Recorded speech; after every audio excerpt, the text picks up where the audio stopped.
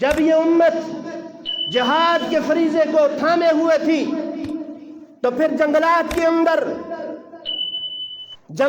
اندر جب انہوں نے چوکی بنائی اور لوگوں نے دیکھا کہ یہ جنگل تو بڑا خطرناک ہے، اس کے اندر بڑے بڑے جانور ہیں، درندے ہیں، وہ چیڑ پھاڑ کر ختم کر دیتے ہیں، کوئی آیا آ کر کہنے لگا کہ آپ یہاں چوکی نہ بنائیں، یہ جنگل بڑا خطرناک ہے، خونی جنگل ہے، اس میں چوکی نہ بنائیں۔ تو ایک مجاہد اٹھا، جنگل کو مخاطب کیا، کیا جنگل کے درندوں سنو، میری آواز سنو، آج سے پہلے یہ جنگل تمہارا بسیرا تھا، تمہارا ٹھکانہ تھا، لیکن آج محمد صلی اللہ علیہ وسلم کے غلاموں نے اس جنگل کے اندر قدم رکھ دیا ہے، لہٰذا محمد کے غلاموں کے لیے اس جنگل کو خالی کیا جائے۔ تاریخ گواہ ہے، جنگل کے سارے درندے اپنے بچوں کو اٹھا کر جنگل سے جا رہے تھے۔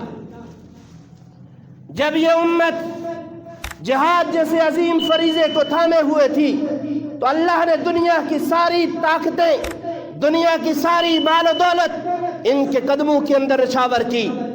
وہ دور کی باتیں ہیں، آج قریب زمانے کے اندر افغانستان میں روس آیا، مجاہدین کھڑے تھے یا نہیں کھڑے تھے؟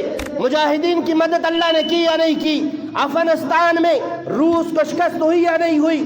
اس کے بعد اسلامی نظام نافذ ہوا، اس نظام کو ختم کرنے کے لیے ایک اور طاقت آئی امریکہ کی صورت میں، اس کے ساتھ 52 ممالک ہیں، اور وہ ساری طاقت آ کر اس اسلامی نظام کو ختم کرنے کی کوشش کر رہی ہے۔ 20 سال کے بعد آپ لوگوں نے دیکھا ہوگا، 20 سالوں کے بعد مجاہدین جب کھڑے تھے، جب مجاہدین مقابلے کے لیے کھڑے تھے، اللہ کی مدد و نصرت اتری، اور 20 سال کے بعد اللہ تبارک و تعالی نے پھر مجاہدین کو فتح عطا فرمائی، اور کفر کو پھر اللہ نے ناکام کر کے دکھایا۔ ناکام کیا یا نہیں کیا؟ دور بدلتے گئے، شام کے اندر بشار الاسد کی فوج 25 سال سے مسلمانوں کے اوپر ظلم و ستم کرتی رہی، مٹھی بھر مجاہدین اس کے مقابلے میں کھڑے رہے۔ آپ کے ان علاقوں سے اٹھ کر بھی مجاہدین وہاں تک پہنچے ہیں۔